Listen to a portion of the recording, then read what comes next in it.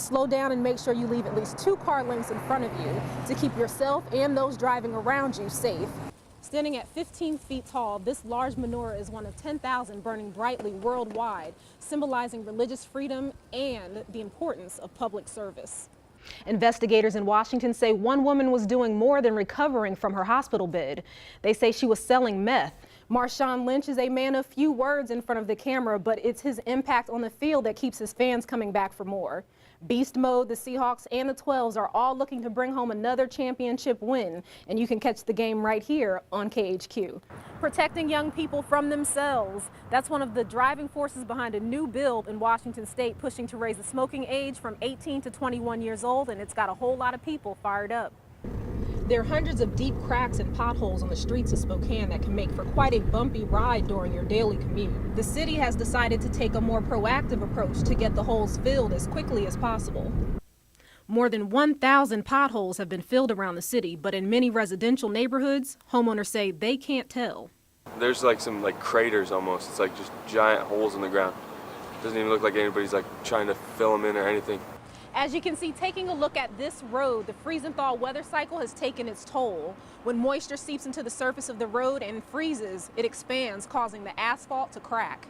The mild weather season has allowed road crews to shift their focus from snow cleanup to road maintenance. Mayor David Condon says reporting a pothole in your area is just a phone call away. We also track people that are reporting potholes. We track those on a quarterly basis so citizens know that we're responding and getting to those in a timely manner. Mayor Condon says the streets of Spokane will only get better thanks to voters passing a 20-year street levy to maintain and repair the roadways. Buying a home and moving into a nice neighborhood is the American dream, but for people living here, their dreams turned into a nightmare with their worst fears residing right behind that door. Do not enter or occupy, a warning sign people in this neighborhood have been waiting to see for quite some time. Feeling safe away from home has been the norm in this community for years.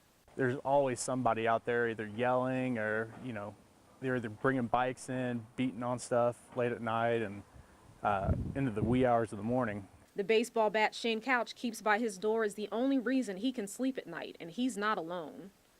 Homeowners like Shane have been constantly looking over their shoulders for fear of what was happening just a few feet away from their front doors.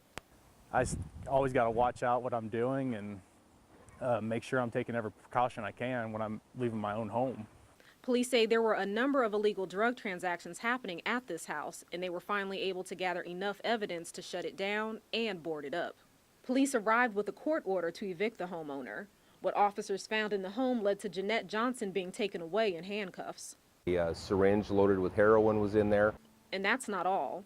There was more evidence of drug-related activity found in the house. Johnson has been charged with possession of a controlled substance and use of a building for unlawful drug purposes. Corporal Ferguson credits the perseverance of the community for the arrest. Every single call mattered.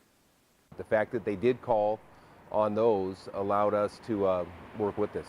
The drug-related fights, the danger, the sense of fear smothering this community is finally over. Police say the house will be shut down for the next year. Every year, Coeur d'Alene Park becomes the hub for some of the best local artists in Spokane. Everywhere you turn, you can find pottery, photography, and some of the finest art the city has to offer. More than 150 vendors are participating in Art Fest this year. Local artists see this as an opportunity to branch out from their small storefronts and introduce new audiences to their unique pieces of art. Barbara Sanderson owns a small business called Glass Gardens Northwest. How many years have you participated in Art Fest? Art Fest? This is my first year.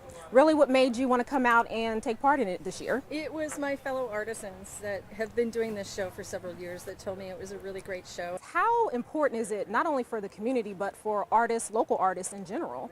It gives artists a forum for people to see their work. A lot of artists work independently and on their own. So coming to shows like this, you get to expose, the general public to what you do every day in your studio. New customers kept lining up to see her glass art, and like many others, Sanderson didn't have much downtime as people keep flocking to different booths to show love to some of the best local artists in town. About 40,000 people come out to support the festival each year. The Art Fest has been going strong for the past 30 years, and it just keeps on getting bigger.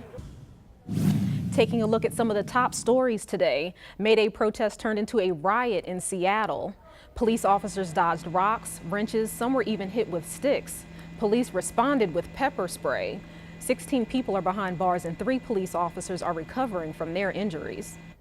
A man holding a hammer who police say was not part of the May Day march was found dangling from the rim of a basketball net in a downtown park. Police watched him moving back and forth trying to free himself. His ankle was stuck in the net and the swinging was intended to free his foot. Someone found a ladder and after a lengthy hang time, the man was freed. Spokane County health officials have confirmed a second case of measles in the area. The disease popped up just days ago for the first time in 20 years. Both cases involve people who had not been vaccinated. The National Oceanic and Atmospheric Administration has confirmed a volcano erupted 300 miles off the Oregon coast. The eruption started on the seafloor on April 24th, but was not big enough to be felt on land. In the newsroom, Giovanni Yanez, KHQ Local News.